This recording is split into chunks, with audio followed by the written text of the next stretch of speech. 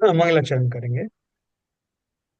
ओम नमः सिद्धेभ्य जय श्री ओम नमः सिद्धेभ्य जय श्री ओम नमः सिद्धेभ्य। मंगलम भगवान वीरो मंगलम गौतमो गणी मंगलम कुंद कुंदाद्यो जैन धर्मोस्तु मंगलम सर्वमंगल मांगल्यम सर्व कल्याण कारकम प्रधानम सर्वधर्माणां जैनम जयतु शासनम जैनम जयतु शासनम जैनम जयतु शासनम। नमः समय साराय स्वानुभूत्या चकाशते चित स्वभावाय भावाय सर्वभावांतरच्छिदे। अध्यात्मृत कलश के माध्यम से हम द्रव्यार्थिक न्याय और पर्यायार्थिक न्याय या निश्चय न्याय और व्यवहार न्याय के बारे में विस्तार से जान रहे हैं और विभिन्न प्रश्नों के माध्यम से दोनों के विषयों के बारे में चर्चा चल रही है कि व्यवहार न्याय किसी अपेक्षा से यथार्थ है लेकिन सर्वथा यथार्थ नहीं, और निश्चय न्याय भी यथार्थ है लेकिन वो किसी भी दृष्टि से अयथार्थ नहीं है। तो ये जो बात है इसको खुल करके उदाहरणों के माध्यम से आचार्य ने समझाया है कि हम बोलचाल में बहुत दूर तक हम व्यवहार का प्रयोग करते हैं। व्यवहार नय से बातें वो जानी जाती हैं, कही जाती हैं, लेकिन वास्तव में व्यवहार नय, चूंकि सभी नए सम्यक नए होते हैं, इसलिए व्यवहार नय भी उसको ही होता है जिसको निश्चय नय का ज्ञान होता है। तो इस अपेक्षा से व्यवहार नय ज्ञानियों का विषय है, सम्यक ज्ञानियों का विषय है। जो हम बात वापस लोक में जो व्यवहार नय का जो प्रयोग करते हैं वो उसकी बात अलग है। उसमें भी हम हकीकत जानते हैं और जो प्रयोग में लाते हैं उसका अलग तरीके से उसको प्रयोग में लाते हैं। जैसे आप कल अपन ने कल पढ़ा था कि घी का डब्बा कहने वाले को अभी सम्यक दर्शन और मिथ्या दर्शन से ना बांध करके खाली इसमें बांधेंगे कि जो घी का डब्बा कह रहा है वो इस बात को जानता है कि डब्बा घी से बना नहीं है, लेकिन फिर भी वो उसका प्रयोग करता है। इसका अर्थ ये है कि उसको दोनों प्रकार से पता है। जबकि एक बालक है जो उसको दोनों चीजों को नहीं समझता तो वो भ्रमित हो सकता है। तो ये तो हमारी लौकिक व्यवहार की बातें हैं कि उसको दोनों जानना जरूरी है वास्तविकता जानने के लिए। इसी तरह से परमार्थ की जब बात करते हैं तो वहां निश्चय न यानी आत्मा को निश्चय से उसका स्वरूप कैसा है, शुद्ध आत्मा कैसी है, इसको जानने वाला ही वास्तव में व्यवहार से उसको इस पर्याय में उसको मनुष्य है, देव है, तिर्यंश है आदि इन शब्दों से बताया जाता है। लेकिन वो वास्तव में जानता है कि ये सब पर्याय जन्य है और असल में वो इन सब पर्यायों से परे है। ऐसा कौन जानता है? सम्यक ज्ञानी जानता है। ज्ञानी जानता है, उसको दोनों चीजों का भली भांति परिचय है। और कुछ हद तक हम और आप भी जानते हैं, क्योंकि हमने उसको भले ही उसको माना नहीं हो श्रद्धा के लेवल पर, लेकिन हमने उसको जाना है। इसलिए हम भी उसको, और आगम के माध्यम से जाना है, इसलिए हम भी उसको इस अपेक्षा से भली भांति समझते हैं। तो इसी का बात का विश्लेषण और किया जाएगा जिससे ये विषय हमारा एकदम पक्का हो जाए और हमें फिर कोई भ्रम ना रहे कि व्यवहार नय का विषय कहाँ जो है यथार्थ है, कहाँ तक उसका उपयोग है, और सम्यक कहाँ उसको किस दशा में उसी को अयथार्थ या हेय माना जाता है। ये बात बहुत क्लियर हो जाएगी तो हमें कोई कंफ्यूजन रहेगा सर, एक नहीं। प्रश्न होता है। हाँ बोलिए। ये व्यवहार न्याय का मिथ्या दृष्टि के लिए फिर क्या उचित रहा? अपन ने पढ़ा था ना, मैं आपको फिर से भी बताऊंगा। मैं अभी आपको जो लाइन अपन ने जो आपने पूछा ना वही क्वेश्चन पूछा था ना किसी ने। देखो मैं आपको दिखाता हूँ उसको।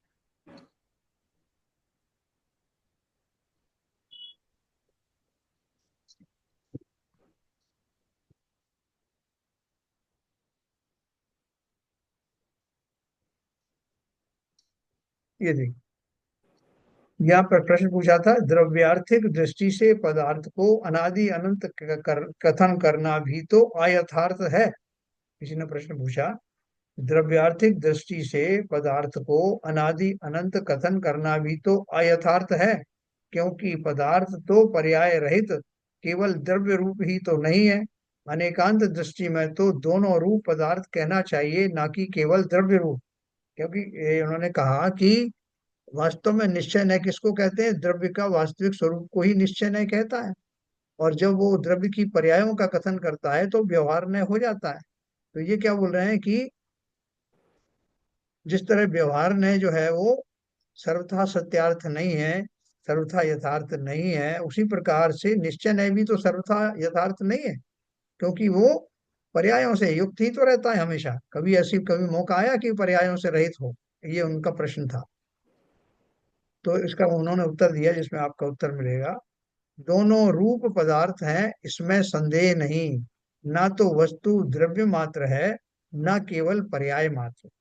दोनों दृष्टियां परस्पर निरपेक्ष हों तो मिथ्या दृष्टियां ही हैं। क्या बोल रहे हैं?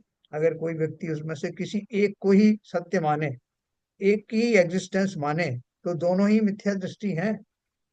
अगर कोई जीव आत्मा को सर्वथा पर्याय रहित माने, कि उसकी कोई पर्याय होती नहीं, वो सदा काल ऐसा ही रहता है, तो वो भी मिथ्या दृष्टि है।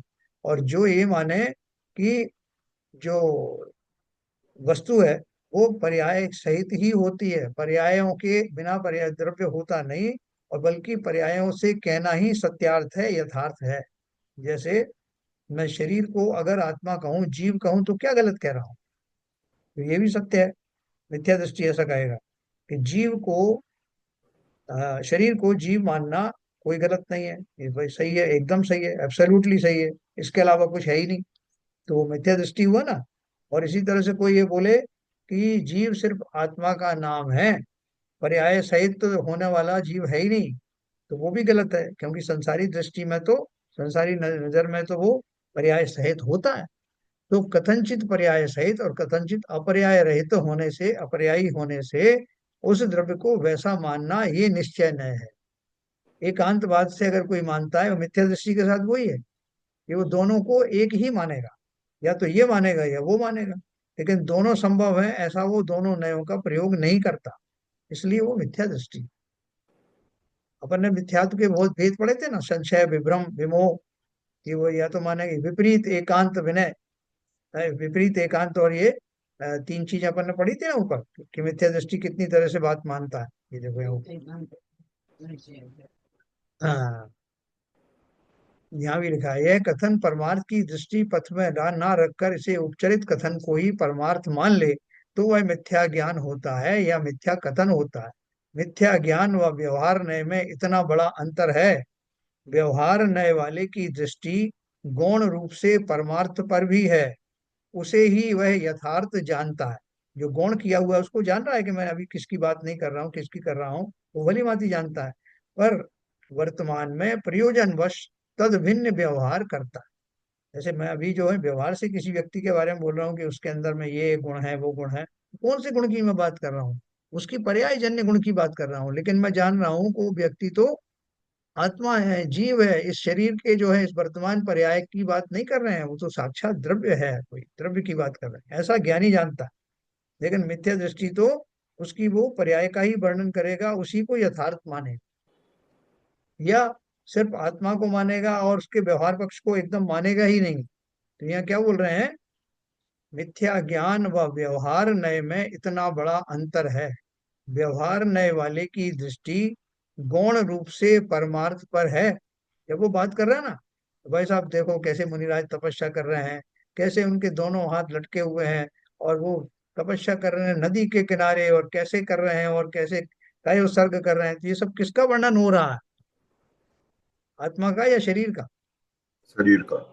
शरीर का हो रहा है। लेकिन वो ज्ञानी जान रहा है कि इस पर्याय, इस अवस्था के पीछे रहने वाला वो जीव, उसको मैं धन्य इसलिए कह रहा हूं कि उसकी जो वास्तविक जो उसका उसका वैराग्य भाव है, उदासीन भाव है, उसकी प्रशंसा की जा रही है। नहीं तो ऐसा कोई वहां पे ढोंगी भी खड़ा हो सकता है, कोई बहुरूपिया खड़ा हो जाएगा, तो थोड़ी वो जो है वो ज्ञानी हो जाएगा। तो इसलिए जो ज्ञानी उनकी उस मुद्रा का की तारीफ कर रहा है, उसके परोक्ष में उसके गौण रूप से वो आत्मा विद्यमान है, जिसके भाव इस रूप में है। तो वो दोनों बातों को साध रहा है। तो बोल रहे तो आप शरीर की बात कर रहे हो, जैसे अपन ने ऊपर पढ़ा ना कि जो अरहंत आदि की जो हम वंदना करते हैं, उनके शरीर को लेके करते हैं, अष्ट प्रातिहार हैं, ये सब ये व्यवहार से उनकी भक्ति है। लेकिन जो व्यवहार से भक्ति करने में सफल है, वो ये भी जान रहा है कि वो उन गुणों से युक्त है।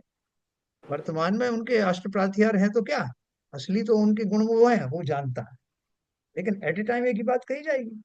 तो यहाँ वही कह रहे हैं कि व्यवहार नय वाले की दृष्टि गौण रूप से परमार्थ पर यानी निश्चय नय पर है, उसे ही वह यथार्थ जानता है। पर वर्तमान में प्रयोजनवश तद भिन्न व्यवहार करता है। इस समय मैं उसकी बात नहीं कर रहा हूँ अभी आत्मा की, अभी उनकी उस मुद्रा की बात कर, वह उसे परमार्थ कभी नहीं मानेगा।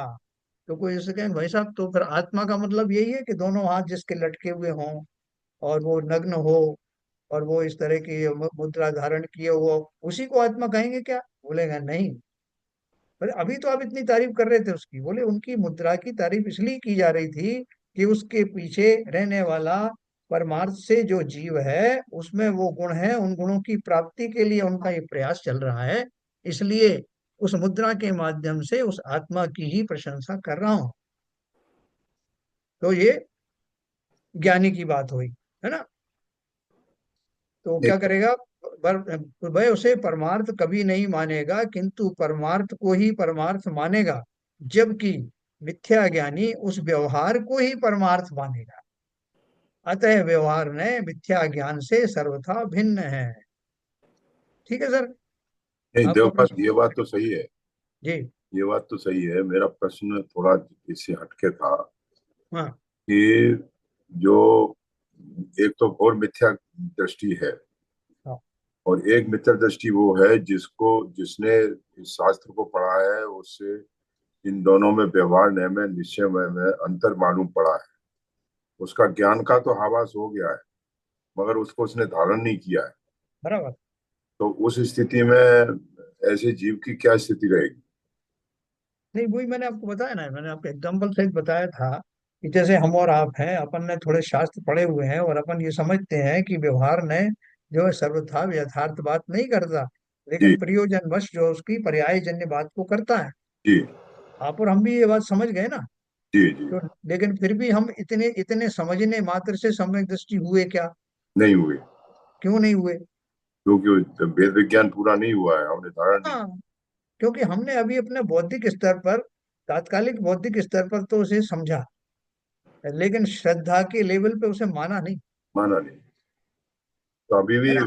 अभी भी स्थिति वही घोर मिथ्या दृष्टि की रहेगी। नहीं, घोर घोर वाली तो नहीं कहेंगे, जैसे मैंने कहा कि मिथ्या दृष्टियों के भी बहुत सारे भेद होते हैं।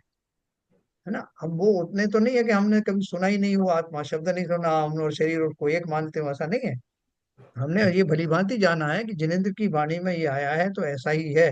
भले ही हमारा विश्वास उस पर उस लेवल तक नहीं पहुंचा है कि अगर हमारे शरीर को कोई कष्ट पहुंचे तो हम ये मान के चले जाएं कि मैं तो आत्मा हूँ भैया, मेरे कौन सता सकता, उस लेवल तक नहीं आई श्रद्धा। तो दीजिए फ्लूइड स्टेज। हाँ, हमें अभी बौद्धिक लेवल पर तो हम ये मान गए हैं, लेकिन श्रद्धा के लेवल पर अभी आना बाकी है। हाँ, वही मेरा प्रश्न था। ये मतलब ये इन बिटवीन स्टेज है, फ्लूइड स्टेज इन है। बिटवीन है, ट्रांजिट स्टेज है, लेकिन ये स्टेज आए बिना वो आगे वाली स्टेज भी तो वो नहीं तो आई। बात सही है, you have to cross this stage. बा लेकिन इससे संतुष्ट रहो कि ये स्टेज तो आई ना, बहुतों की तो ये भी नहीं आई। ठीक है। तो मैं थोड़ा क्लियर हुआ ना सब्जेक्ट? नहीं, नहीं, वो मेरा डाउट यही था केवल। ओके, तो देखो अभी आगे चलते हैं।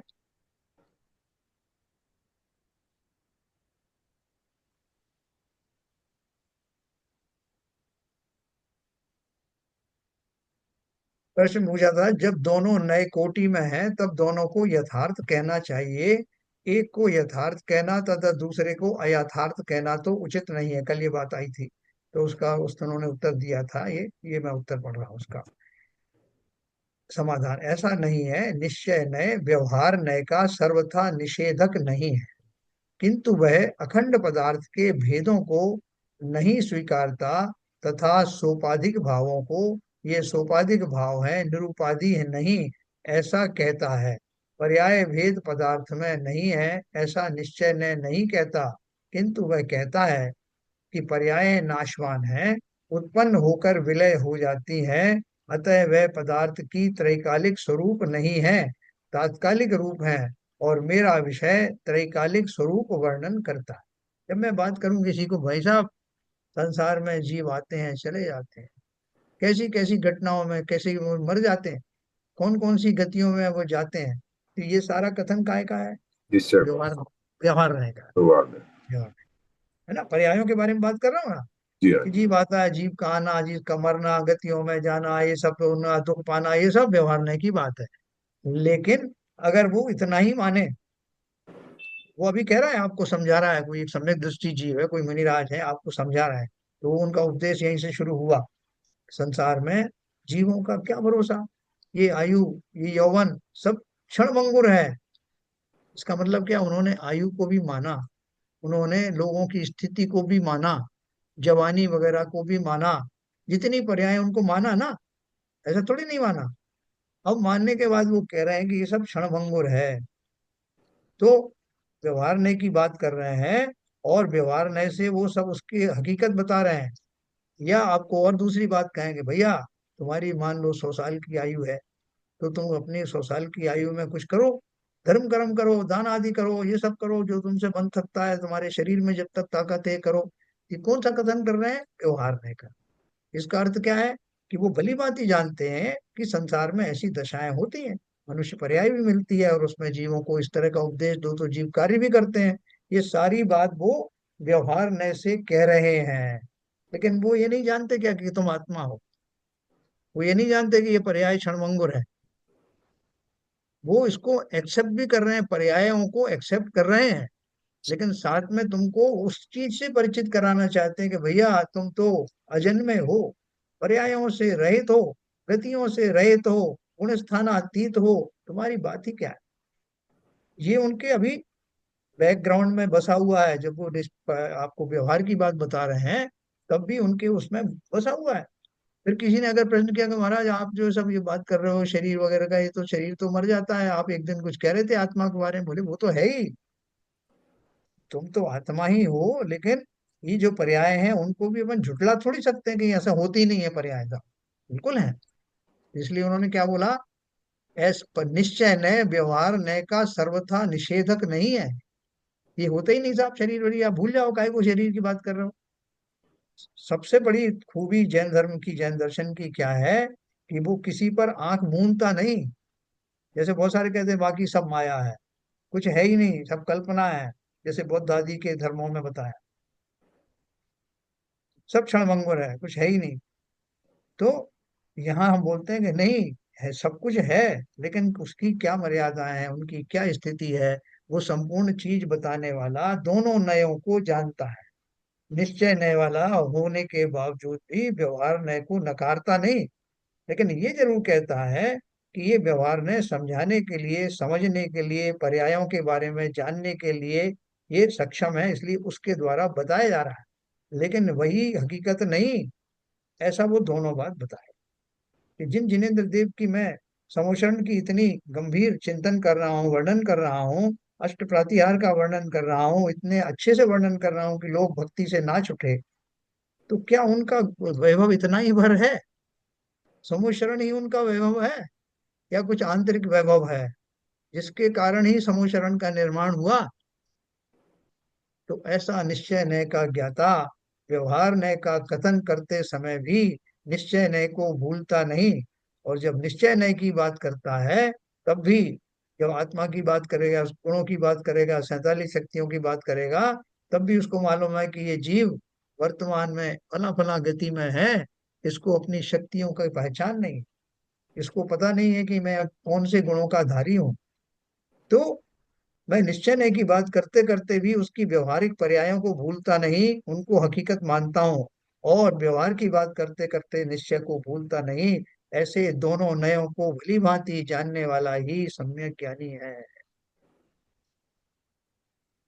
और हम बौद्धिक स्तर पर हम भी ऐसा कर रहे हैं, तो हम श्रद्धा के लेवल पर ना सही, बौद्धिक स्तर पर हमने भी जो पढ़ा है हम दूसरों को वो भी पढ़ा रहे हैं। तो हम व्यवहार ने और सम्यक उसका निश्चय ने दोनों की चर्चा कर रहे हैं, और किसी को झूठा इस अपेक्षा से नहीं बता रहे, अपेक्षाकृत सत्य है, पर्याय कोई झूठी थोड़ी।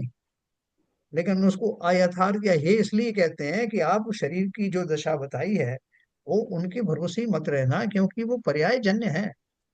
कि साहब आपने अभी इतनी तारीफ करी मेरी कि आपके जो जो शरीर है आपका इतना इस योग्य है कि आप अभी तपस्या करो तो मोक्ष चले जाओ, और आप में इतने अच्छे अच्छे गुण हैं कि आप अभी अभी से आप भयबंधन से मुक्त हो सकते हो, ये शरीर के माध्यम से आप ऐसी तपस्या करना। अभी आप शरीर के इतने गुणगान कर रहे थे, और अभी आप बोल रहे हैं कि ये शरीर साथ नहीं देगा, शरीर को छोड़ दो, शरीर के ऊपर वो फोकस मत करो। तो दोनों बात सच है। तो उसको समझना कि कौन सी बात किस अपेक्षा से कही जा रही है। अगर मैं शरीर की इतनी प्रशंसा सुन करके उसको ही अपना स्वरूप मान लूं तो कभी मोक्ष जाऊंगा क्या? इस अपेक्षा से उस व्यवहार नय को समझने के बाद वहीं पर छोड़ देना। व्यवहार नय को अपनाए बिना निश्चय नय का किनारा आता नहीं, है ना। नाव में बैठे बिना नदी से पार हुआ नहीं जा सकता, लेकिन नाव से उतरे बिना भी उस पार पहुंचा नहीं जा सकता। इसलिए दोनों नयों को भली भांति समझना। दोनों अपनी अपनी जगह पर यथार्थ हैं, लेकिन परमार्थ से जो निश्चय नय का विषय है वही अनुकरणीय है, वही उपादेय है। ठीक है सर। तो और आगे देखो उन्होंने लिखा है, निश्चय नय व्यवहार नय का सर्वथा निषेधक नहीं, किंतु वह अखंड पदार्थ के भेदों को नहीं स्वीकारता। जैसे मैं कहता हूँ भाई साहब, धर्म जो है तीन रत्न पूर्वक होता है, सम्यक दर्शन, सम्यक ज्ञान, सम्यक चारित्र। इसको धारण करो। और मैं इतने दिन से बोल रहा हूँ, इतने शास्त्रों में से पढ़ के बोल रहा हूँ कि आपको लगेगा कि भैया धर्म की बस एक ही परिभाषा है। आत्मा कैसा है, आत्मा को क्या करना है, ये रत्नत्रय यानी सम्यक दर्शन, ज्ञान और चारित्र को धारण करना है एक एक करके। और वो आत्मा इन तीनों का धनी होता है, वही आत्मा। तो ये विषय किसका है? व्यवहार का विषय है। क्यों व्यवहार का है? क्योंकि निश्चय नय से तो आत्मा में कोई खंड है ही नहीं, कोई विभाग नहीं, कोई भेद नहीं कि ये तो साहब यहाँ मेरा जो है सम्यक दर्शन है और इतना इतना सम्यक ज्ञान है और इतना सम्यक चारित्र है। ये तीनों की मिली दशा को अलग अलग कह करके बताया गया है। जैसे मैंने आपको बताया, किसी व्यक्ति की पर्सनैलिटी आप बता रहे हो कि ये तो बड़े सावधानी है, बड़े उदार मने हैं, बहुत धर्मात्मा है। तो एक ही व्यक्ति की पर्सनालिटी के तीन गुणों को मैं अलग अलग करके बता रहा हूँ, लेकिन व्यक्ति तो उन सब तीनों से मिल करके ही वो पर्सनालिटी उसकी बनी। तो उसी तरह से व्यवहार ने खंड खंड करके उस अखंड वस्तु को बतलाने की कोशिश करता है जिससे हमें समझ में आ जाए, लेकिन निश्चय ने उसको अखंड रूप में ही स्वीकार करता है। इसलिए उन्होंने लिखा कि वो अखंड पदार्थ के भेदों को स्वीकारता नहीं, तथा सोपाधिक भावों को, वे सोपाधिक भाव हैं, निरुपाधि नहीं। सोपाधिक का अर्थ क्या है? जिनमें उपाधियां लगी हों। उपाधियां काहे की लगी हों? कर्मों की उपाधियां। इस ये ज्ञानावरणी कर्म से ग्रस्त है, ये नो कर्म के कारण इसको ये शरीर मिला है, अभी इसके जो राग आदि भाव चल रहे हैं, ये सब उपाधियां हैं। तो वो क्या बोल रहे हैं? निरुपाधि कौन है? जिनके ये सारे भाव निकल गए, राग द्वेष आदि सब निकल गए, शरीर आदि सब निकल गए, वो निरुपाधि भाव है, परम पारणमिक भाव है, जिनको उन कर्मों की अपेक्षा से वर्णन नहीं किया जाता। वो निरुपाधि भाव है, परम पारणमिक भाव है, नेचुरल भाव है। उन्हीं को जीवत्व भाव, भव्यत्व, अभव्यत्व भाव कहे जाता है। तो क्या अपन बात कर रहे हैं निश्चय नहीं की। अखंड पदार्थों के भेदों को वो स्वीकारता नहीं, तथा सोपाधिक भावों को, वे सोपाधिक भाव है, निरुपाधि नहीं, ऐसा कहता है। पर्याय भेद पदार्थ में नहीं है, ऐसा निश्चय ने नहीं कहता, किंतु वह कहता है कि पर्याय नाशवान। निश्चय ने ये नहीं कहता था पर्याय, काय की पर्याय, पर्याय होती नहीं। किसने बोल दिया तुम पर्याय पर्याय छोड़ो, पर्याय होती नहीं? नहीं, होती तो है, लेकिन कैसी है? नाशवान है, उत्पन्न होकर विलय हो जाती हैं। अतः वे पदार्थ की त्रैकालिक स्वरूप नहीं है, तात्कालिक रूप है। और मेरा विषय त्रैकालिक स्वरूप वर्णन करना है। अभी हम और आप जो अपने बुद्धि के लेवल पर ये बात कर रहे हैं, तो ये मेरी कौन सी अवस्था है? ये मेरी तत्समय योग्यता, तत्समय की योग्यता है। इस समय मुझे जो कुछ समझ में आ रहा है वो मेरी इस पर्याय की उस क्षण की योग्यता है कि मैं समझ रहा हूँ। थोड़ी देर बाद ही पता नहीं मेरा ज्ञान कहाँ चला जाए, और मैं आपसे पूछूं, भाई साहब आप यहाँ कुछ प्रवचन वगैरह होते हैं क्या, उसमें क्या बताया जाता है, आत्मा कैसी होती है? बोले अरे अभी तो आप नहीं बता रहे थे, आप ही तो सभी बता रहे थे। ना मुझे तो कुछ ध्यान नहीं आ रहा है, आप बताओ मुझे आत्मा क्या होती है।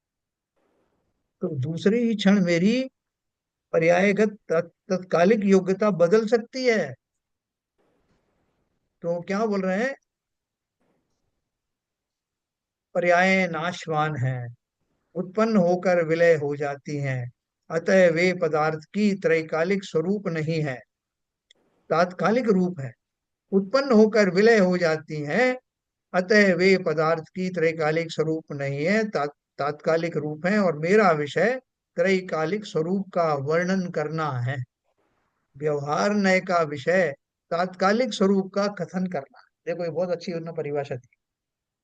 व्यवहार नय क्या करेगा, अभी हम क्या हैं ये वो है। तो बोले भाई साहब ये बहुत बड़े आदमी थे, इनकी इतनी प्रॉपर्टी थी, इतना धन धान्य था इनका, ये सब था साहब, उनके इतने नौकर चाकर थे। बोले अभी का बोलो तुम, अभी ये क्या है?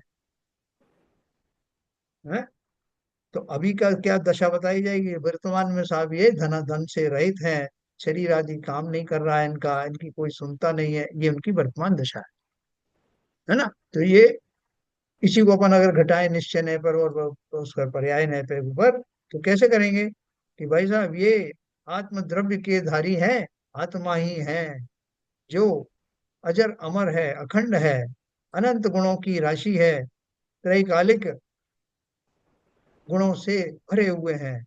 तो बोले तुम तो ये सब बात छोड़ो, अभी ये क्या है? बोले एक इंद्रिय जीव है साहब, एक इंद्रिय जीव है। और आप इतनी बड़ी बड़ी इनकी प्रशंसा कर रहे हैं, जो प्रशंसा कर रहा था मैं इनके आत्मस्वरूप की कर रहा था। वर्तमान में इनकी जो पर्याय है उसकी अपेक्षा से वो जो तात्कालिक पर्याय है, तात्कालिक योग्यता है, उसके अनुसार बता रहा हूं कि ये एक इंद्रिय जीव है, कोई तपस्या नहीं कर सकता। इसको अपनी ही जो समझ नहीं है, ज्ञान नहीं है कि मैं कौन हूं, कहाँ हूँ, कहाँ पड़ा हुआ।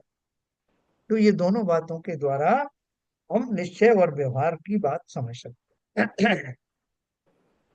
व्यवहार ने का विषय तात्कालिक स्वरूप का कथन करना है। व्यवहार ने पदार्थ को नग्न रूप में नहीं देखता, नग्न रूप में मतलब ओरिजिनल रूप में, किंतु उसकी सजावट जो पर के संयोग से है उसे भी पदार्थ के रूप में कथन करता है। पर वह पदार्थ की नग्नता को भी जानता है, दृष्टि में उसे गौण रखता है। जो पदार्थ की जो ओरिजिनल चीज है उसको वो जानता है। आपके बेटे ने आके बोला, नई ड्रेस पहन के आया कि पापा मैं कैसा लग रहा हूँ, तो जैसा लगता था रोज वैसे ही लग रहा है। लेकिन नया चीज क्या है, क्या पर्याय बदल गई नई चीज की, ये शरीर की जो सज्जा है वो बदल गई। उस सज्जा को दिखाने आया वो कि मैं कैसा लग रहा हूँ। नहीं तो बाकी तो उसको हम जानते हैं कि वो कैसा लगता है। वस्त्रों को हटाकर वो जैसा लगता है वैसा अभी भी वैसा ही है। लेकिन वो पूछ रहा है कि वर्तमान पर्याय में जिसमें मेरी शरीर के आवरण बदल गए हैं, मैं कैसा लग रहा। तो ये व्यवहार का कथन है। ये बताते समय भी उसके पापा को मालूम है कि ये इसकी जो वास्तविक स्वरूप है वो कैसा है। अभी कपड़े पहले जो पहने थे तब भी वही स्वरूप था, अभी दूसरे कपड़े बदल लिए तब भी वही स्वरूप। तो ऐसा ही है व्यवहार ने और निश्चय ने की बात। उसकी सजावट जो पर के संयोग से है उसे भी पदार्थ के रूप में कथन करता है, पर वह पदार्थ की नग्नता को भी जानता है, दृष्टि में उसे गौण रखता। निश्चय ने भी सजावट को सजावट जानता है? ये तो व्यवहार ने अंदर की बात समझी नहीं, अंदर से जानता ही नहीं। लेकिन ये निश्चय ने तो उसकी सजावट को सजावट जानता है, उसे वस्तु स्वरूप है ऐसा नहीं मानता, वस्तु को नग्न रूप से ही देखता है। इस प्रकार दोनों नए यथार्थता के प्राप्त कराने में सहायक होने से यथार्थ है। जिसने जो है पक्का ब्रह्मचर्य व्रत धारण किया हो, वो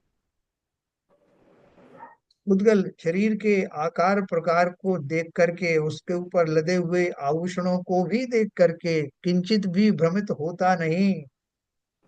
आभूषण तो छोड़ो, उस नग्न देह में भी उसे कोई आकर्षण नहीं दिखाई देता, क्योंकि उस मिट्टी से बनी हुई काया से, हाड़ मांस की बनी हुई काया के में उसका कोई रुचि नहीं।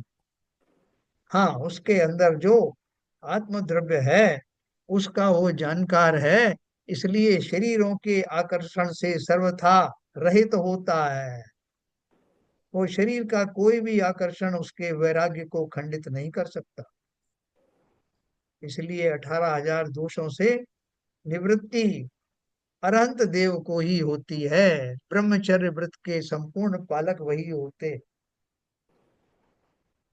तो यहाँ क्या बोला, निश्चय ने भी सजावट को सजावट जानता है, उसे वस्तु स्वरूप है ऐसा नहीं मानता, वस्तु को नग्न रूप से ही देखता है।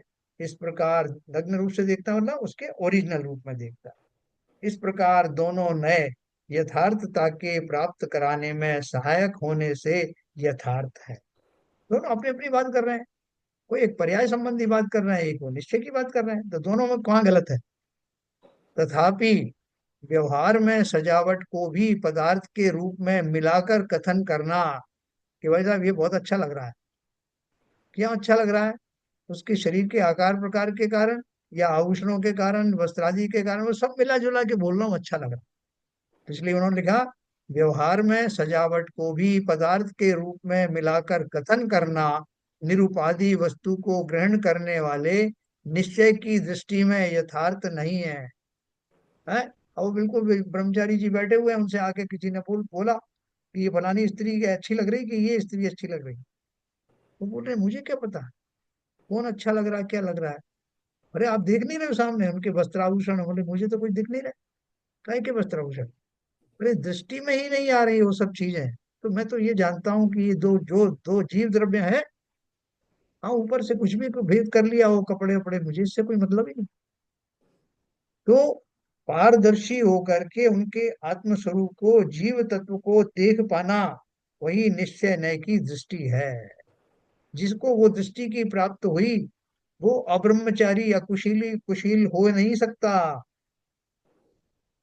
और शील किसे कहते हैं, जिसमें दसों धर्म आ गए, सारे इंद्रिय के विषय जिसमें आ गए, ऐसे सभी कुशील आदि से रहित ब्रह्म यानी स्व के आत्मा पर जिसे लक्ष्य रहता है, वो परम निश्चय कृत का धारी है, परम निश्चय नय का धारी है।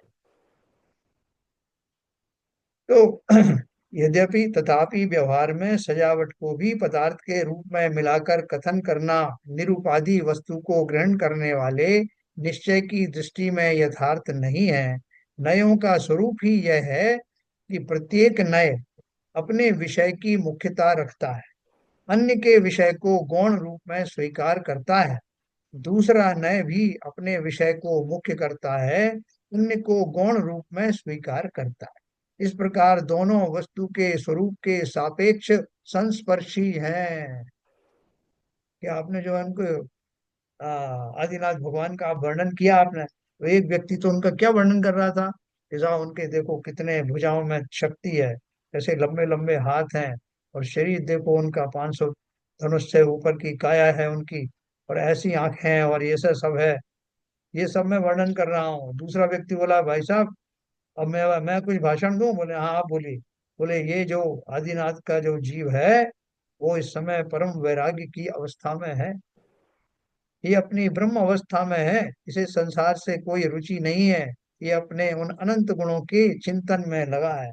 बोले यार ये तुम कुछ अलग डायमेंशन में बात कर रहे हो, ये तो कुछ और बोल रहे थे। तो ये सही है कि तुम सही हो, अब आप लोग बताओ दोनों में से कौन सही है। दोनों अपनी अपनी जगह सही है सर। सिंपल बात। क्या ललित जी ठीक बात है कि एक को सही माने एक को नहीं माने। व्यवहार में ऐसे है, हैं, निश्चय में ऐसे है, ऐसा कह सकते निश्चय हैं में क्या? कैसे कह सकते हैं। मतलब जब वो जीव के बारे में बता रहे हैं कि जीव की हाँ अवस्था क्या है, जीव विराग में लगा हुआ है, तो निश्चय जी, में की बात है। हाँ। शरीर का तो वर्णन कर रहे हैं वो व्यवहार से।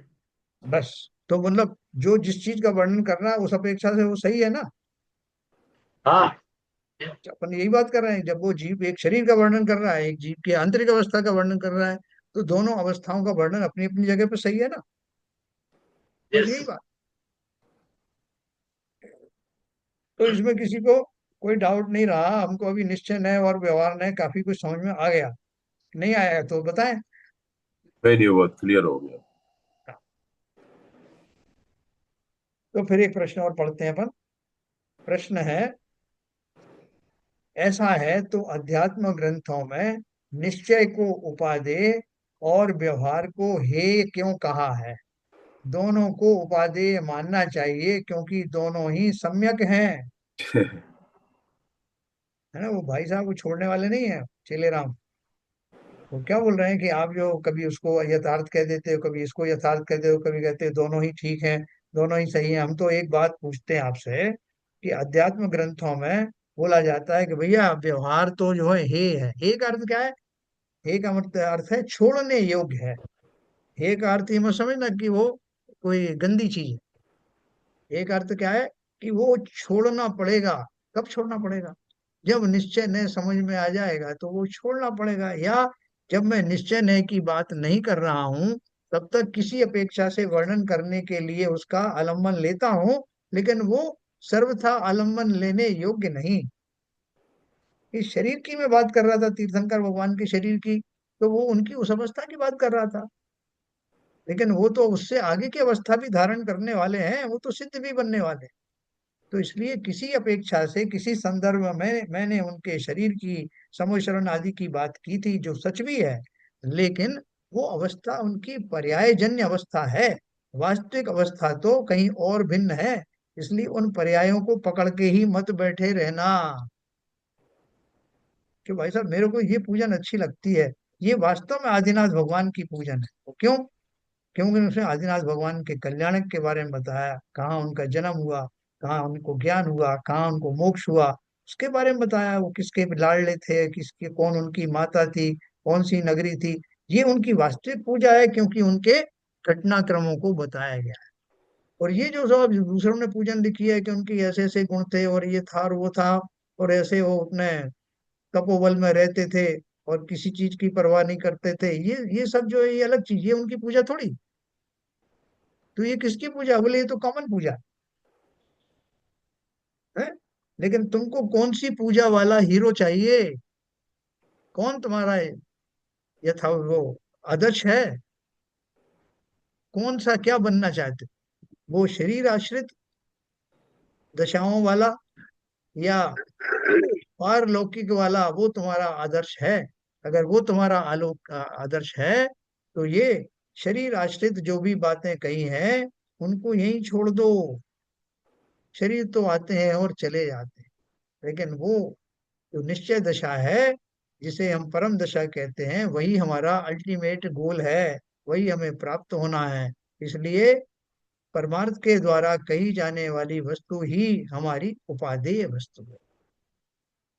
अध्यात्म ग्रंथों में निश्चय को उपादेय और व्यवहार को हेय क्यों कहा है? दोनों को उपादेय मानना चाहिए क्योंकि दोनों सम्यक हैं। तो समाधान अपन पढ़ करके इसको छोड़ेंगे। व्यवहार को हेय इसलिए कहा है जिससे वस्तु की यथार्थता समझ में आवे। व्यवहार के कथन में जो मिलावट है और कथन में जो मुख्यता को प्राप्त हो गई है, वह वस्तु स्वरूप नहीं है। हैं? उसे वस्तु स्वरूप से भिन्न कर निहंग वस्तु स्वरूप ध्यान में आ सके। समस्त संसार व्यवहार विमूढ़ हो रहा है, अर्थात व्यवहार के सापेक्ष या सभेद रूप को ही पदार्थ का पूरा यथार्थ रूप मान बैठा है। पदार्थ के परमार्थ रूप को जानने की चेष्टा ही श्रेयस्कर है, व्यवहार में ही अटक जाना श्रेयस्कर नहीं है। एक उदाहरण दिया उन्होंने। उदाहरण के तौर पर ऐसा समझें कि ज्ञानचंद नाम का एक व्यक्ति है। वह श्वेत वस्त्र पहनता है, लाल पगड़ी लगाता है। वो महावीर जी में सुबह सुबह पूजा कराता ना, आप देखते हैं ना, वो लाल पगड़ी लगा करके बैठता है, खड़ा होता है। तो वह श्वेत वस्त्र पहनता है, लाल पगड़ी लगाता है। व्यवहारी जन उसको उसके उस रूप सहित एकाकार के रूप में उसे ज्ञानचंद व्यवहार करते, है ना। वो ज्ञानचंद किसको कहते हैं? जिसने पगड़ी लगाई लाल रंग की और जो सफेद वस्त्र पहनता है, वो उसकी एक छवि उनके दिमाग में बन गई, उसी को ज्ञानचंद बोलते हैं। यदि ज्ञानचंद के उस रूप को परमार्थ से ज्ञानचंद समझ लिया जाए और उस पोशाक से भिन्न ज्ञानचंद का परमार्थ बोध न हो, तो ज्ञानचंद को भिन्न पोशाकों में नहीं पहचाना जा सकता। मैंने तो उसका उसी रूप को ही ज्ञानचंद माना, उससे अगर उसने ड्रेस चेंज कर ली तो वो ज्ञानचंद रहा ही नहीं। इसलिए ज्ञानी पुरुष पोशाक से भिन्न जब ज्ञानचंद को पहचान लेता है, तब परमार्थ से ज्ञानचंद को पहचानता है। परमार्थ की अवस्था बता रहे हैं। परमार्थ माने निश्चय नहीं से। तब पोशाकों का परिवर्तन उसे धोखे में नहीं डालता। इसी प्रकार जीव के यथार्थ स्व आश्रित नग्न स्वरूप को निश्चय नय से पहचानने का प्रयत्न कर लेने पर उसके कल्याण का मार्ग खुलता है। इससे निश्चय नय कल्याणकारी है। बहुत अब काफी दिन से मैंने किसको देखा? अपने पिताजी को देखा। किस रूप में देखा? वो राजा थे, तो राजा के रूप में देखा। उनके वस्त्राभूषण सब राजा जैसे, उन्हीं को धारण करने योग करने के जो पर्याय है, उसी को मैंने राजा और अपना पिता माना। फिर मुझसे किसी ने कहा कि भाई साहब, आपको मालूम है ये भामंडल में देख क्या हो उनके, भगवान के, कि पहले क्या थे वो? तो मैं विश्वास ही नहीं करूंगा कि ये रहे तुम्हारे पिताजी, देखो एक इंद्रिय जीव थे या नरक में थे। तो मैं बोलूंगा क्या पागल हो तुम, मेरे पिताजी को गाली दे रहे हो? मेरे पिताजी ऐसे हो ही नहीं सकते। क्यों? क्योंकि मैं उस पर्याय को मानता ही नहीं कि इसके अलावा कोई पर्याय है। मेरे तो जो कुछ है वो ये है, यही पर्याय ही मेरे पिताजी हैं। तो वहां क्या बोल रहे हैं कि जिसने वास्तव में इसका ज्ञान किया, ये पर्याय निरंतर परिवर्तनशील हैं, वो तो इस बात का विश्वास कर लेगा। लेकिन जिसने उस पर्याय विशेष को ही अपना स्वरूप माना, वो वास्तव में भटक जाएगा, वो उस व्यवहार में अटक जाएगा,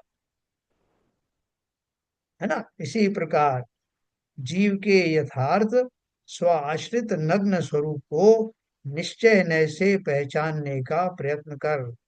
नग्न स्वरूप कौन सा? आत्मा का नग्न स्वरूप क्या है? समस्त औपाधिक कर्म आदि से रहित, समस्त विकारी भावों से रहित, समस्त राग आदि से रहित, किसी भी प्रकार के आवरणों से रहित, जो सर्वस्व रूप से इन आवरणों से रहित है, जो स्वभाव में, ओरिजिनल स्वभाव में आ गया है, वही आत्मद्रव्य मुझे स्वीकार्य है। इससे निश्चय नय कल्याणकारी है। कर्मोपाधि जन्य एक इंद्रिय आदि नर नरकादि रूप जीव है, वह व्यवहार से है, परमार्थ से नहीं। अरे भाई साहब, तुम क्या बनोगे? एक इंद्रिय महाराज तुमको जाके गाली दे के आएंगे। तुम क्या बनोगे? तुम क्या जानते हो? तुम तो अभी एकेंद्रीय हो। तुम कभी भगवान बनोगे? सोचना भी मत। भगवान तो हम जैसे बनेंगे, क्योंकि मनुष्य पर्याय से ही भगवान बनते हैं। तो ये बात सही है क्या? जो आज पर्याय रूप से एकेंद्रीय पर्याय में है, क्या वो जीव नहीं? क्या उसमें वो बीज नहीं जो उसे अरहंत बनाएगा? यदि इसे सर्वथा परमार्थ मान लें, तो संसारी दशा त्याज्य न होने से मोक्ष की चर्चा ही व्यर्थ हो जाएगी। जीव को वर्तमान संसारी अवस्था से ऊपर उठाना है, अतः उसके वर्तमान पर्यायगत रूप को ये तेरा निरुपाधि स्वरूप नहीं है, उपाधि निमित्त जन्य है। उपाधि दूर करने से ही तेरे शुद्ध दशा प्रकट होगी। उपाधि का अर्थ क्या है? कर्मोजन्य जो अवस्था है, ऐसा ज्ञान प्राप्त कराना आवश्यक है। संसारी दशाएं जीव की हैं, यह सत्य है, मिथ्या नहीं है। पर यदि उसे पूर्ण सत्य मान लिया जाए, तो उससे उठा कैसे जा सकता है? कि हम भाई, ये सच है कि मैं अनादिकाल से मिथ्या दृष्टि रहा, लेकिन हमेशा रहूंगा मतलब ये तो पार्ट सही है कि मैं अनादिकाल से मिथ्या दृष्टि था, लेकिन अगर मैं कहूं कि अब आगामी काल में भी या हमेशा मैं मिथ्या दृष्टि ही रहूंगा, तो ये सच नहीं। जो जितना सत्य है उसको उतना सत्य माना जा रहा है। व्यवहार में की सत्यता जितनी है, जिस अपेक्षा से कही जा रही है, उतना अपेक्षा से वो सत्य है। निश्चय ने जिस अपेक्षा से कहा जा रहा है, वो निश्चय ने उस अपेक्षा से सही सत्य है। इसलिए सत्य तो दोनों ही नए हैं, अपनी अपनी अपेक्षा से। लेकिन मुझे चाहिए कौन? मुझे उस परमार्थ से, निश्चय नय से बताए जाने वाला द्रव्य का ग्रहण करना है, वही मेरा आदर्श है। लेकिन आंख बंद करके नहीं कि मेरा, मेरे स्वरूप को भी मैं जानता हूं, मैं कहाँ कहाँ रहा, कहाँ कहाँ भटका, किन किन चीजों से भटका रहा, किन से मैं निकलूंगा। है, हूँ शुद्ध निराकुल सिद्धों सम। हूँ शुद्ध निराकुल सिद्धों सम, बबलोक हमारा वासना। ये मैं जानता हूँ। और ये भी जानता हूँ कि अब तक क्यों नहीं जा पाया, रिपुरागरु देश लगे पीछे, याते शिव पद को पाया। मैं दोनों बात जानता हूँ। तो बोल रहे हैं, निश्चय ने परमार्थ जीव की यथार्थ शुद्धता को प्राप्त करने का मार्ग देता है, अतः उसका ग्रहण मोक्ष मार्ग में उपादेय है। और जिस अवस्था का परित्याग करना है, वह अवस्था हे है। इस हेतु से तत्प्रतिपादक नय भी हे हैं। यानी वो जो व्यवहार नय है, वो और व्यवहार नय का विषय दोनों ही एक जगह आकर के छोड़ देने वाले हैं, छूट जाने वाले हैं। एक इंद्रिय आदि नर नारकादि अवस्थाएं कर्म सापेक्ष हैं, अतः शुद्ध नय की दृष्टि से वे सब अवस्थाएं जीव की, अर्थात शुद्ध जीव की अवस्थाएं नहीं है। शुद्ध जीव से भिन्न है, जिसे हम शुद्ध जीव कहते हैं, निश्चय नय की दृष्टि में वही जीव है। और तद भिन्न अशुद्ध जीव उसकी दृष्टि में जीव ही नहीं है, पर निमित्तोपाधि जनित संपूर्ण विकार और विकृत अवस्थाएं और तदवस्था रूप पदार्थ उसकी दृष्टि में पर पदार्थ है। जितनी स्वभाव से अतिरिक्त जितनी भी पर्याय हैं, वो सब, चाहे वो राग वाली हो, चाहे वो द्वेष वाली हो, चाहे कर्मोजन्य वाली है, कैसी भी पर्याय हैं, वो सब कैसी हैं? मेरे लिए पर पदार्थ है। समय सार में ही तो कहा ना, ये रागी द्वेषी पर्याय मेरी नहीं। क्यों नहीं? कि मैं, मेरी का अर्थ क्या है? मेरी का अर्थ है मेरी शुद्ध अवस्था की पर्याय नहीं। शुद्ध अवस्था में ये हो ही नहीं सकती। किंतु एक में निज स्वरूप जो पर रूप से सर्वथा भिन्न है, वही यथार्थ वस्तु है। तो अभी अपन कल इसको पढ़ेंगे। एक इंद्रिय आदि अवस्थाएं पौद्गलिक रूप हैं, क्योंकि पुद्गल कर्म प्रकृति की रचना है। देखो ये अपन जो इतना अपन ने पढ़ा, व्यवहार ने और निश्चय ने का, ये भ्रामक तो नहीं था? इससे कंफ्यूज तो नहीं हुए? नहीं नहीं, क्लैरिटी आई पर। यहाँ किसी को कोई भी भ्रम आया हो तो बताएं। हरभजन साहब, जी सर। कोई भ्रमित हुए कि नहीं हुए? नहीं, भ्रमित तो नहीं हो नहीं। पाया। हाँ, इंडिकेशन क्या है कि भाई एक्चुअल दशा क्या है और व्यवहार दशा क्या है। अरे और आपने कोशिश कोशिश तो बहुत की भ्रमित करने की, मगर में हुआ नहीं। नहीं नहीं, हाँ। एक्चुअली एक शब्द जो है थोड़ा अच्छा नहीं लगता है, लेकिन फिर भी उसको इस्तेमाल किया जाता है, वो है हेय। उपादेय, उसके सामने एक अपोजिट करके जो है हेय कर दिया जाता है, तो ऐसा लगता है कि छोड़ने योग्य, घृणा करने योग्य, कुछ इस तरह का भाव आता है। वो वही बात, देखो शब्दों के जो है अर्थ बदल जाते हैं बार बार में, तो उससे अपन को वो थोड़ी असुविधा हो जाती है। लेकिन जो शब्द जिस पर्पज से बनाया गया है, जैसे मैंने आपको बताया था कि पाखंड शब्द क्या था। हम्म। पाखंड माने पवित्र। लेकिन आज हम पाखंड को किस रूप में यूज करते हैं? व्यंग के ये रूप तो में। सब बहुत बड़ा पाखंडी है। व्यंग के रूप में। एक्चुअली में मुझे याद आ रहा है कि एक आज से करीब साल भर पहले यही सवाल ललित जी ने आपसे पूछा था। जी। ये ऊपर जो है हाँ हाँ हाँ हाँ हाँ हाँ। उसमें लगते हैं। क्या ललित जी, अभी तो नहीं लगा आपको? हे शब्द से ज्यादा हे पना तो नहीं आया आपको? अनम्यूट करिए। हाँ। जैसा आप बता रहे हैं, मैंने छोड़ के, ये मतलब सबसे ऐसा लगता है जैसे घृणा करने वाली चीज है। हाँ, वो अपन जब वो लोग उसको शुद्ध में इस्तेमाल नहीं इसी है तरह तो करते आप हैं। छोड़ने के रूप में इसको समझना है। यहाँ हे का मतलब है छोड़ने योग्य, क्योंकि तीन ही शब्द इस्तेमाल किए गए हैं, हे, उपादेय और गे, है ना। क्या तो छोड़ने वाला, ये अपनाने वाला, और एक सिर्फ ज्ञान जाना जाने वाला, एक्चुअली ऐसा मुझे ये। लगता है शायद इसमें घृणा वाला शब्द कहीं शास्त्रों में यूज किया भी नहीं है। नहीं किया। घृणा तो करना ही नहीं है, तो राग द्वेष हो गया, घृणा किया तो आपने फिर राग द्वेष आ गया बीच में। बहुत बढ़िया बात घृणा तो आपने है ही कही, नहीं बहुत इसमें। बहुत बढ़िया बात कही, क्योंकि हमारे यहाँ देखो, जब वो पंचेंद्री के विषयों को भी बोलते हैं ना, जब हे करके बताते हैं, भी उसको बोलते हैं उनसे द्वेष नहीं करना है। हमें द्वेष अपने आप आ जाता है कि अरे बस आप नौ मल द्वार बहे जिस नितवासर नाम लिए घिनावे, शरीर से घृणा करना सिखाया जाता है। नहीं, बात घृणा करने की नहीं है, हकीकत बयान करके उससे हमारी आसक्ति को छुड़ाना होने का था एग्जैक्टली। है। ठीक है सर। तो सरिता जी, प्रेक्षक ध्यान में अपन ये सब बताते हैं क्या लोगों को कि शरीर का ध्यान करना है या आत्मा का करना है, तो ये व्यवहार हो गया और एक निश्चय हो गया, ऐसा कुछ बताते हैं क्या? ऐसे पर्टिकुलर व्यवहार और निश्चय ने शब्द तो नहीं आए हैं उनके। हम्म।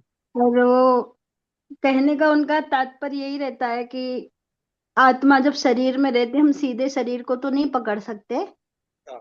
इसलिए हमें पहले मतलब आत्मा को हम सीधे नहीं देख सकते हैं। इसलिए हम जब शरीर में होने वाली क्रियाओं को या संवेदन्स को देखते हैं, तब ये मतलब तब हम आत्मा तक, ये सब आत्मा के मतलब उन्होंने कहा कि आत्मा ही चलाती है, तब हम आत्मा का चिंतन कर पाते हैं। या फिर जैसे हम देख रहे हैं ये शरीर है, अमुक जगह बन रहा है, बिगड़ रहा है, तब हम जब ये चिंतन करते हैं, तब शरीर का चिंतन करते करते ही हम आत्मा तक पहुंच पाते हैं। हाँ, सही बात। ये इनसे तो उन्होंने भेद विज्ञान तो वहां भी है, और सारी साधना भेद विज्ञान की ही है वहां भी। और पूरा मतलब वो ही दिया है उन्होंने, थोड़ा योगा से रिलेटेड है, पर यही जो पूरे मति ज्ञान शुद्ध ज्ञान सब आया हुआ है पीछे के चैप्टरों में। तो हम्म। जैसे जो एम करते हैं उनको, जैसे पुनर्जन्म का भी है, तो पुनर्जन्म क्यों है? ताकि हमको वैराग्य आ सके।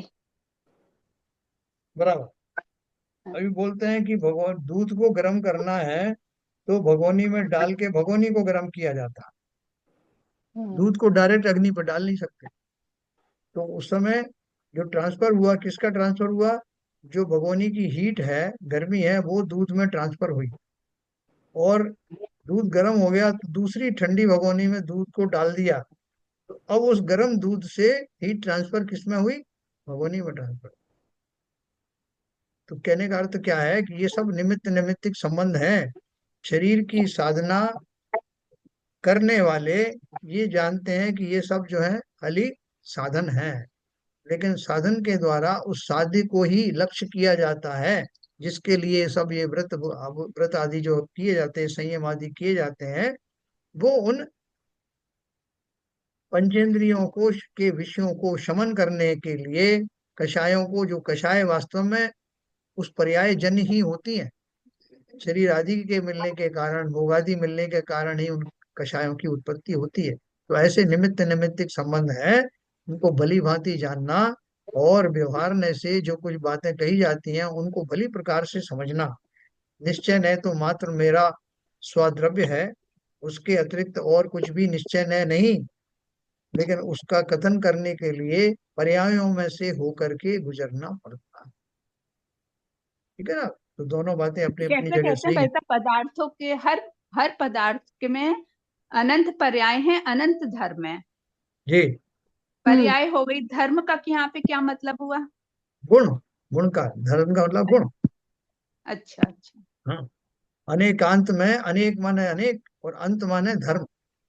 अच्छा। हाँ, अनंत गुणों की बात जो कहे वो अनेकांत।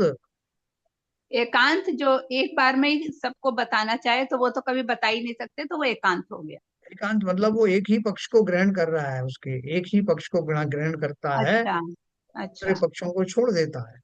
हम्म जैसे जैसे हम बोलते हैं कि पंखा चलता है, हम्म और चलता है, और हमेशा चलता है, हर हालत में चलता है, अगर मैं ऐसा हम्म कहूं, तो मैं झूठा हूँ, हम्म तो हर हालत में तो नहीं चलता। हम्म चलता है ये मैं जानता हूँ, लेकिन नहीं भी चलता ये भी मैं जानता हूँ। हम्म नहीं कब चलता है, जब बिजली नहीं होती, पंखा खराब हो जाता है, हम्म या और कोई कारण होता है तो नहीं चलता। या हम्म जैसे मैं चलता हूँ, लंबाई में चलता हूँ, वैसे पंखा नहीं चलता। हम्म तो उसकी समस्त चीजों को जानना और उनको उस रूप में मानना, वही सम्यक नय है। हम्म ठीक है। जी। तो चलिए ये अपन कल से नयवाद और सापेक्षवाद ये एक ही बात है। है। नयवाद और हाँ, सापेक्षवाद, क्योंकि सापेक्ष से ही बात करते हैं, वो ही यस नय यस, होता है। Yes yes.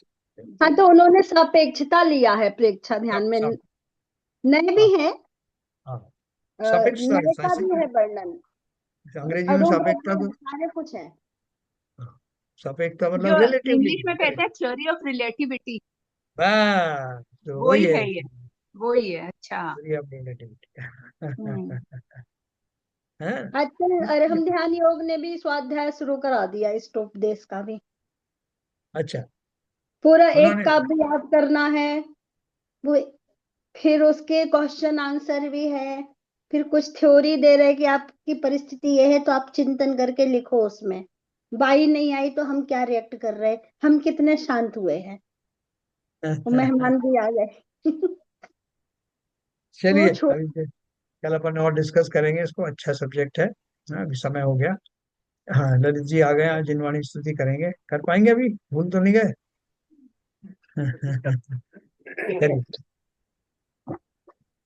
विनाश में तो ज्ञान के प्रकाश में तो अपरभास में तो भानु सी बतानी है। जाल में तो बंधन दीवान, की छान में तो परम प्रमानी है। अनुभव बताए में तो जीव जताए, सुताए में तो भज रानी। जहाँ तहाँ तार में तो पार के उतार, इस तार में तो यही है वाणी। हे जनवाणी भारती तो जब दिन है, कोई क्षमा गए सो पावे सुख जाए। या वाणी की ध्यान से सूझे लुका लो, वो वाणी मस्तक धरो सदा देते हो, सदा देते हो। जनवाणी माता की जय।